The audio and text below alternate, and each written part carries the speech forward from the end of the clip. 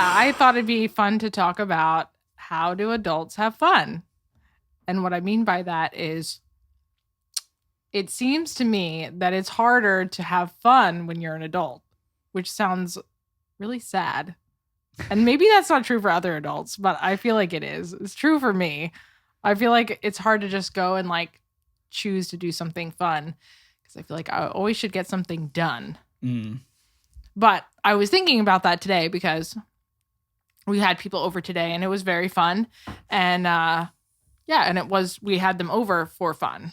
Right. It was for fun. It was purposeful. It wasn't like, let's get something done and maybe we'll have fun. It was just like, let's get together and have fun. And it was. And I was like, that was good.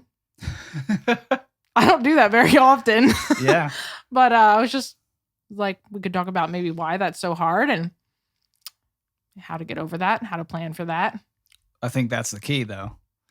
The last thing that you said is I think maybe the answer. Right. But why is it so hard to plan for it?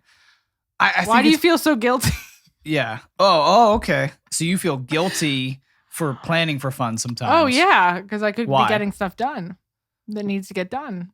And I can't ever get everything done anyway. Yeah, this is true. I mean, I wonder how many people watching or listening to this has the same difficulty. Yeah. You know, where it's hard to plan for fun. And part of the reason it's hard to plan for fun is because we are like self-saboteurs to that planning for the guilt that we feel that we're like abdicating responsibility in order to have fun. Yeah. Because I struggle with that even with like my kids. Like sometimes like I want to set aside a time just to be with them. Right. And I love my kids like a lot. But That's for good. whatever reason, I still struggle to like decide to just spend time with them and have fun. I feel like I need to somehow get something done, whether it's like teaching them something or like they're doing something with me as I get it done instead of just being with them in their play and just doing whatever they want to do, just to have fun, to be with them, to play. Yeah. I wonder what that stems from, like ultimately, because I don't think it's all bad having those kind of dueling thoughts in your mind. I think we should always be thinking as parents, you know, is this activity leading somewhere? Yeah. You know, is this a teaching moment? Right. Is this, you know, is this a waste of time? Right.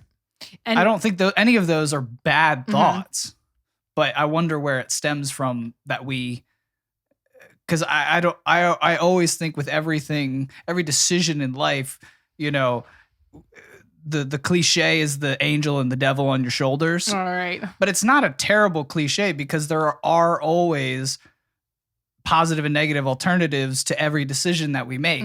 And we're constantly having to make those decisions based on the pros and cons. Right.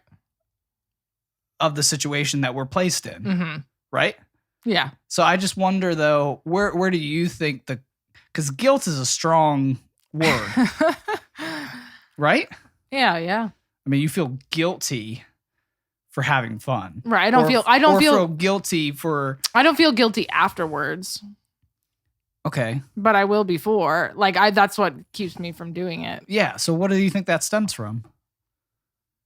I don't know. I never thought about it. I know. That's why we're doing this conversation. What do I think it stems from? I think it stems from like I want to get a lot of stuff done, but I also feel like I should be getting a lot of stuff done. Why? Because the world tells me that I should be getting a lot of stuff done. Who has ever told you in the world, if we're going to say the world tells me, who in the world tells you that you need to get certain things done? Culture tells you that you need to get lots of things done because you look at TV, which I don't actually look at a lot. You look at social media, which I also don't look at a lot.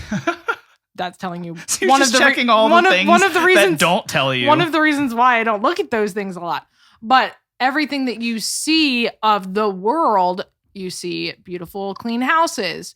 You see people who work hard and are doing well. You see just everything looks nice and tidy, which it's not actually all nice and tidy, but you feel like, well, I'm far from that. From that, yeah. I am so far from that I need to at least like get to some level of like some kind of belowness that's closer to that than what it is. Yeah. Yeah. And so you feel like you have to like just keep going, and then there's things that you love to do and you want to do as well. And if you don't get the things done that need to get done, that you won't have any time for the things you actually do enjoy. Okay. Which is still sometimes work for me. Because like there's certain things that I do, like music. I'll give that as an example. That's not something I need to do. That's not something I need to work on. Right. But I really enjoy working on that. So I guess you could call that fun. But like it still takes time. Like I can't just I still have to have time alone sometimes to do that, or just some quiet without being interrupted like 5 bajillion times. And so yeah, so I want to have time for that too. But yeah, I don't know. I guess it's okay. So social pressures are a factor that sort of lends to the idea that you need to have a beautiful house. You need to have kids that are well groomed and don't look dilapidated and homeless. Or the house looking dilapidated and homeless. Yeah. I mean, that's definitely a factor. For sure. Yeah. For sure. And that's one of the negative sides of social media is there are some people that put out the negative side of life. Right. Or at least try to. I think like the closest thing that some people get to is like no makeup days. Oh, where they'll post a picture of their beautiful face without makeup, and you're like, you still look good. Like, you still took a shower today. Yeah. That's a lot better than me. Yeah. I'm sitting here in my sweatshirt and basketball shorts, hoping that later in the afternoon I'll work out and get the courage to do that. You sitting there with your no makeup. Yeah, but it is hard. It is hard to get over that. But like you said, you don't watch a lot of TV. No. You don't look at social media. So is it something that you think just stems from upbringing or stems from I don't know. I think okay. So maybe it's part of my personality. I used to be like a perfectionist. Like I was a perfectionist. Right. Like it was really bad.